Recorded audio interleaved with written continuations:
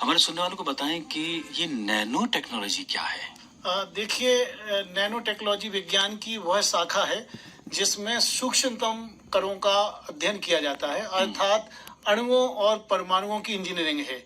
हम लोग भौतिक विज्ञान, रसायन विज्ञान या जैव सूचना विज्ञान जिसे हम बायो इन्फॉर्मेटिक्स कहते हैं, और जैव प्रौद्योगिकी जैसे बायोटेक्नोलॉजी जैसे विषयों को हम पढ़ते आ रहे हैं। और ये नैनो टेक्नोलॉजी एक ऐसी विज्ञान की एक विधा कह सकते हैं जो सभी इन विज्ञान की जो शाखाओं को जोड़ने का काम करती है जी। और अगर देखा जाए तो नैनो शब्द ग्रीक भाषा से आया है जिसका अर्थ होता है बौना या छोटा।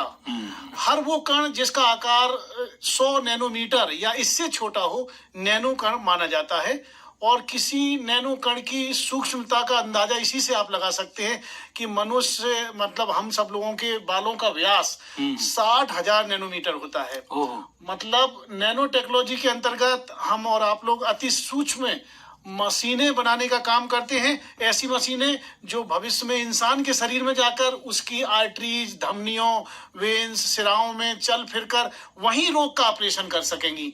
और अगर आप राजेश्वर जी अगर ध्यान दें तो लगभग 50 साल पहले से लेकर अभी तक हम लोग पहले देखिए जो मशीनें खरीदते थे वो बहुत आकार में बड़ी होती थी, उतना ही पैसा देना पड़ता था। लेकिन आज के इस दौर में सारी चीजें बदल गई।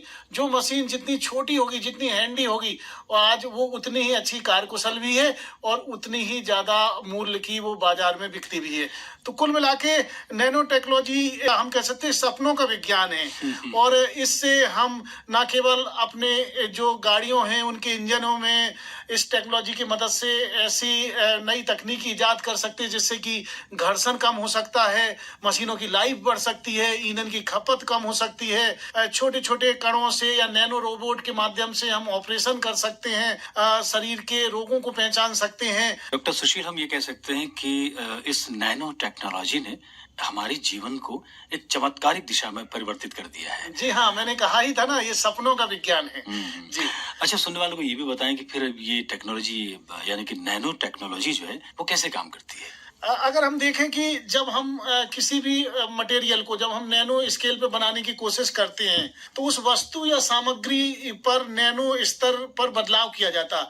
अर्थात जब हम किसी वस्तु को छोटे छोटे कणों में तोड़ते हैं तो उसके भौतिक, रासायनिक, चुंबकीय, प्रकाशीय, यांत्रिक एवं इलेक्ट्रिक गुणों में व्यापक परिवर्तन होते हैं। हम मतलब किसी भी पदार्थ को छोटे छोटे टुकड़ों में तोड़ दें तो उसका एक प्रकार से जो पृष्ठ का क्षेत्रफल बढ़ जाएगा, जिसे हम सरफेस एरिया कह सकते हैं, तो ये बढ़ जाता है। और नैनो कणों का उपयोग इस आधार पर जब हम लोग करते हैं तो इससे हमें प्रकाश की, पर्यावरण, भोजन, पैकेजिंग, ईंधन, ऊर्जा, कपड़ा और पेंट, नई पीढ़ी की दवाएं, प्लास्टिक इत्यादि में बहुत मददगार साबित हो रहा है ये। आजकल आपने देखा होगा कि नैनो गोल्ड कणों का भी कोटिंग करके कणों के ऊपर हम नैनो गोल्ड कण बना के और उनकी मदद से ऊंची इमारतों या गाड़ियों के जो ग्लास हैं उनको आसानी से साफ कर सकते। कॉपर के नैनो कण हैं अगर तो वो एंटी फंगल होते, मतलब फफूंदी अगर कहीं पे लगी हुई है उस सरफेस पे अगर हम कोटिंग कर देंगे कॉपर के नैनो कणों की तो फफूंदी वहां पे ग्रो नहीं होगी। मतलब जीवाणुनाशक के रूप में भी ये काम करती है। चिकित्सा में प्रयोग हो रही है, बैक्टीरिया तथा फफूंद को नष्ट करने की इनमें क्षमता होती। और आप तो इस बात से पूर्णतः सहमत होंगे कि हम लोग प्राचीन काल से अपनी आयुर्वेदिक जो सिस्टम ऑफ मेडिसिन था हमारा औषधि का, उसमें हम लोग विभिन्न भस्मों का उपयोग करते थे, जिसमें चांदी और सोने की जो भस्में होती थी उनका उपयोग करते थे। हमारे गांव में, भारत देश में एक प्राचीन परंपरा, शीतला माता के मंदिर में बहुत बड़े बड़े अनुष्ठान होते थे। वहां पर जो भस्म या जो भी पाउडर होता था वो लोग हम लोग लगाते थे या कुछ लोग खाते थे। तो वो उसके पीछे ये विज्ञान है। हमारे घरों में हमारी माँ और बहनें काजल का निर्माण करती थी, आपने देखा होगा। उस काजल के पीछे नैनो टेक्नोलॉजी विज्ञान छिपी हुई थी। हम लोग मिठाई के ऊपर देखा होगा एक सिल्वर की कोटिंग करके हम लोग खाते थे। तो आज के दौर में तो खैर प्योर सिल्वर की कोटिंग नहीं मिल पा रही, लेकिन पुराने समय में तो ऐसे एडल्ट्रेशन नहीं होता था।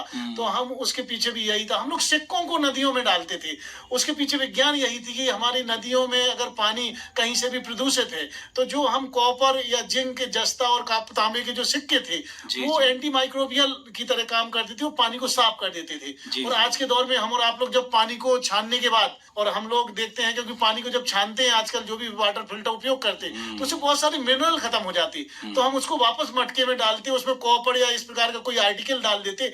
उसके पीछे यही विज्ञान है कि कॉपर टूट टूट के उसमें मिलता रहता है और कहीं ना कहीं से नैनो कण मिलते रहते हैं। तो इसमें भारतवर्ष का पुराने समय से बहुत बड़ा योगदान रहा है। डॉक्टर सुशील, कि ये नैनो जो टेक्निक है इसके कितने प्रकार की होती है? देखिए, जो आधुनिक नैनो टेक्नोलॉजी की जिसकी बात करते हैं तो इसके पीछे जो सबसे पहले रिचर्ड फेनमैन, जिन्होंने एक बार there is a plenty of room at the bottom शीर्षक से एक बार बताया था, और अपनी बात में फेनमैन ने एक प्रक्रिया का वर्णन किया था कि भविष्य में वैज्ञानिक व्यक्तिगत परमाणु और अणुओं को हेरफेर करने और नियंत्रित करने में सक्षम होंगे। बाद में जापान के एक वैज्ञानिक जिनका नाम नोरियो तानीगुची था, उन्होंने नैनो टेक्नोलॉजी दिया था, और इसके बाद इस जो नैनो टेक्नोलॉजी के जो कार्य करने की तकनीक है इसको दो भागों में भी विभाजित किया गया, और उसके अनुसार एक प्रकार की अप्रोच कहलाती है टॉप डाउन अप्रोच, अर्थात इसमें बड़े पदार्थों को काटकर नैनो रेंज के या नैनो परास के अंतर्गत लाया जाता है, और यह तकनीकी काफी जटिल व महंगी है। इस तकनीकी के जनक नोरियो तानीगुची जापानी वैज्ञानिक को माना जाता है। दूसरी प्रकार की है बॉटम अप विधि। इसमें नैनो तकनीक के तहत आणविक परमाणुविक स्तर पर पाए जाने वाले पदार्थों को जोड़ते हुए नैनो स्केल पर लाकर अन्य पदार्थों का निर्माण किया जाता है। जैसे मैं और आप अपने शरीर की बात करें तो मेरे आपके शरीर में प्रोटीन पाई जाती, कार्बोहाइड्रेट पाए जाते, बहुत सारे पॉलीमर हैं, तो ये जो बनते तो कहीं ना कहीं से मोनोमर और सिंपल सब्सटेंस है, तो इसके पीछे कहीं ना कहीं से वो नैनो कण मिलके एक बड़े विशाल कण को बनाने में मदद करते हैं। जैसे पेप्टाइड कई सारे मिलके फिर अमीनो एसिड बनेंगे, अमीनो एसिड से फिर प्रोटीन बनेगी, और प्रोटीन से मेरी आपकी बॉडी बनेगी। तो इस प्रकार हम समझ सकते हैं कि एक प्रकार की बॉटम अप अप्रोच हो गई। और इसके एक प्रकार से इसके फादर के रूप में हम लोग एक वैज्ञानिक हैं अमेरिकी जिनका नाम एरिक डेक्सलर है, उनको मानते हैं। अच्छा, अगर हम मेडिकल फील्ड की बात करें, चिकित्सा के क्षेत्र में आपने थोड़ी देर पहले जिक्र किया था कि बहुत चमत्कारिक परिवर्तन हुए हैं, तो हमारे सुनने वालों को बताएं कि जो चिकित्सा के क्षेत्र में नैनो टेक्निक का इस्तेमाल कैसे किया जा रहा है? नैनो टेक्नोलॉजी के द्वारा चिकित्सा के क्षेत्र में एक प्रकार की कह सकते हैं क्रांति आ गई है।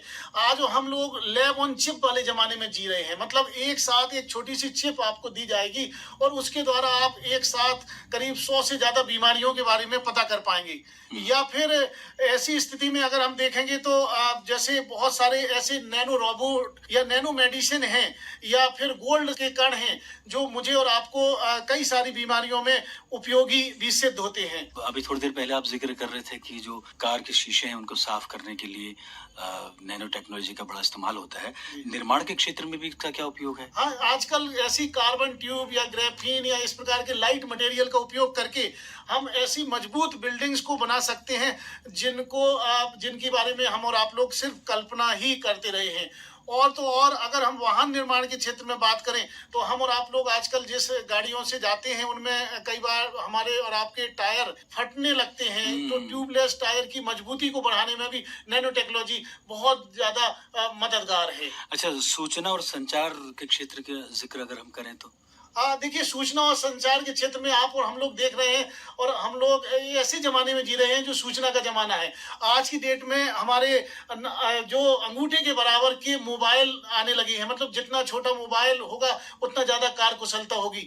पतले से पतले स्लिम मोबाइल, उनके पीछे नैनो चिप का ही कमाल है और वो नैनो चिप हमें एक प्रकार से बहुत सुगमता पूर्वक किसी भी चीज को बड़े आराम से हम लोग उसका उपयोग कर सकते हैं। नैनो टेक्नोलॉजी के द्वारा हम सूचनाओं का भी बहुत तेजी के साथ एक जगह से दूसरी जगह भेजने में भी सफल हो पा रहे हैं। डॉक्टर सुशील, वैसे तो तमाम सारी चीजें ऐसी हैं जिनका दुरुपयोग से हमारा जो पर्यावरण है वो दूषित हो रहा है, और हम सब कोशिश भी कर रहे हैं कि अपने पर्यावरण को सुरक्षित रखा जाए।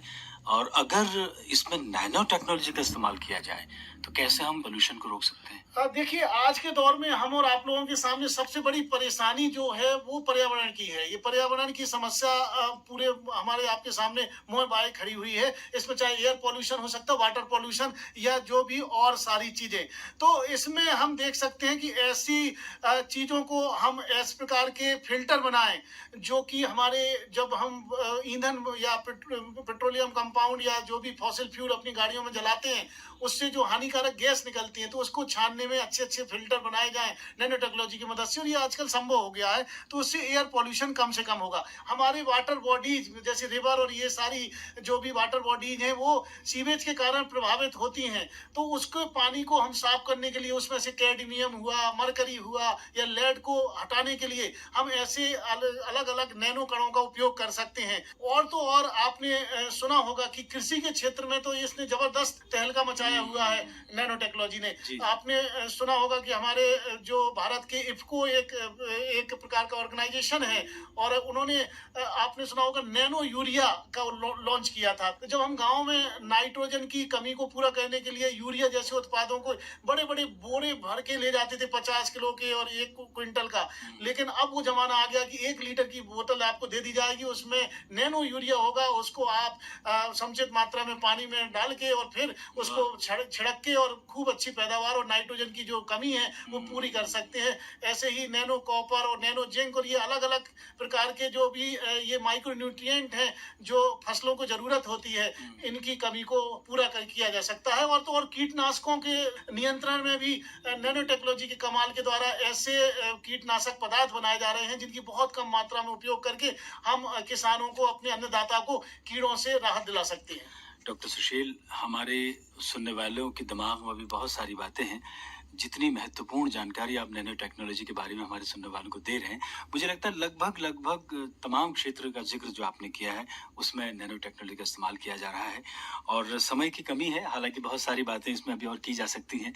आपने इतने कम समय में इतनी सारगर्भित जानकारी नैनो टेक्नोलॉजी और उसके चमत्कार के बारे में हमारे सुनने वालों को दी। आपका बहुत बहुत शुक्रिया। तो श्रोताओ, ये थे डॉक्टर सुशील कुमार, जो कि व्याख्याता हैं केंद्रीय विद्यालय अलीगंज लखनऊ और साथ ही विज्ञान संचालक भी हैं। नैनो टेक्नोलॉजी के चमत्कार के बारे में अभी विस्तार से आप सबको जानकारी दे रहे थे। हमें उम्मीद है कि आपने बहुत कुछ आज के इस कार्यक्रम से, आज की इस बातचीत से लाभ उठाया होगा।